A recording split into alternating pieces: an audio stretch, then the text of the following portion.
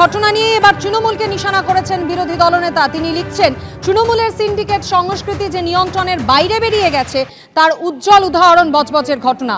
Loading unloading কার্যক্রমে আধিপত্য বিস্তারের লোভে শাসক দলের গোষ্ঠীগুলি শ্রমিকদের বিপদের মুখে ঠেলে দিয়েছে।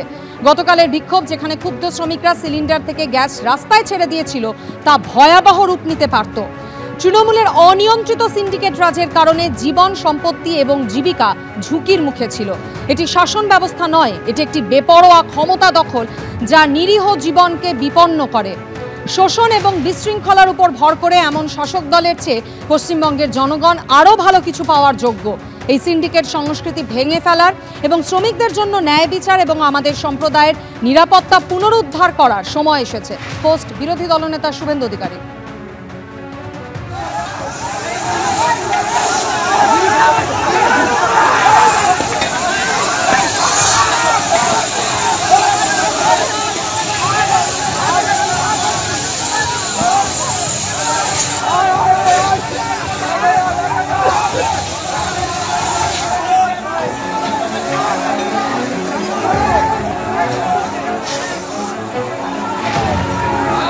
বজবজের পূজারিতে গতকাল যে ঘটনা ঘটেছে, ইন্ডিয়ান অয়েলের শ্রমিকদের বিক্ষোভে ধুন্ধুমার পরিস্থিতি। রান্নার গ্যাস সিলিন্ডারের প্লাগ খুলে বিক্ষোভ দেখান শ্রমিকরা এবং যার ফলে একেবারে গোটা এলাকা ধোঁয়ায় ভরে যায়।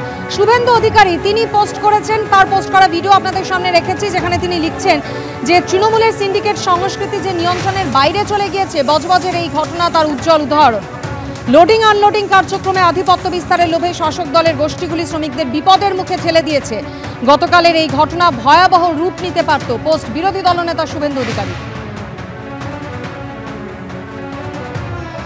তৃণমূলের অনিয়ন্ত্রিত সিন্ডিকেট রাজের কারণে জীবন, সম্পত্তি এবং জীবিকা ঝুঁকির মুখে ছিল। এটি শাসন ব্যবস্থা নয়, এটি একটি বেপরোয়া ক্ষমতা দখল যা নিরীহ জীবনকে বিপন্ন করে। শোষণ এবং বিশৃঙ্খলার উপর ভর করে এমন শাসক দলের চেয়ে পশ্চিমবঙ্গের জনগণ আরও ভালো কিছু পাওয়ার যোগ্য। পোস্টে লিখেছেন বিরোধী দলনেতা।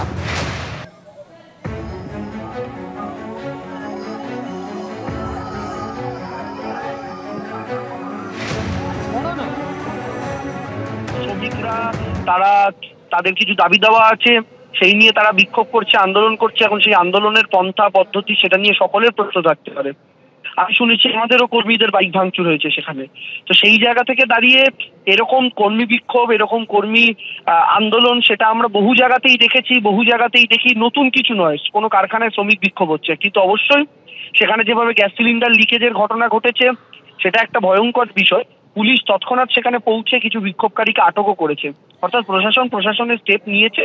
একটা কারখানাতে যদি এরকম কোনো রকমের ঘটনা ঘটে, সেই ঘটনাটা অস্বাভাবিক কিছু নয় কর্মীদের দাবি দেওয়া থাকা, কিন্তু সেই দাবি দেওয়ার ব্যাপারটা যদি এরকম হিংসাত্মক দিকে চলে যায় তাহলে পুলিশ প্রশাসন সেটা নিয়ন্ত্রণ করবে, সেটাই স্বাভাবিক। এক্ষেত্রেও করা হয়েছে। আর শুভেন্দুবাবু যে সমস্ত সিন্ডিকেটের কথা বলছেন, উনি তৃণমূল কংগ্রেসে থাকাকালীন বা পূর্ব মেদিনীপুর থেকে শুরু করে হলদিয়া থেকে শুরু করে পূর্ব মেদিনীপুরে হলদিয়া বন্দর থেকে শুরু করে সর্বত্র যে সিন্ডিকেট চালিয়েছেন, উনি পরিবহন মন্ত্রী থাকাকালীন পরিবহনের বিভিন্ন জায়গায় যে সিন্ডিকেট চালিয়েছেন এবং এখন বিজেপিতে গিয়েও যে রাজনৈতিক সিন্ডিকেটটা চালাচ্ছেন, যে আমি থাকবো, আমি ছাড়া আর কেউ থাকবে না, তো স্বাভাবিকভাবে শুভেন্দু অধিকারী এগুলো খুব ভালো মতো তার এক্সপিরিয়েন্স আছে।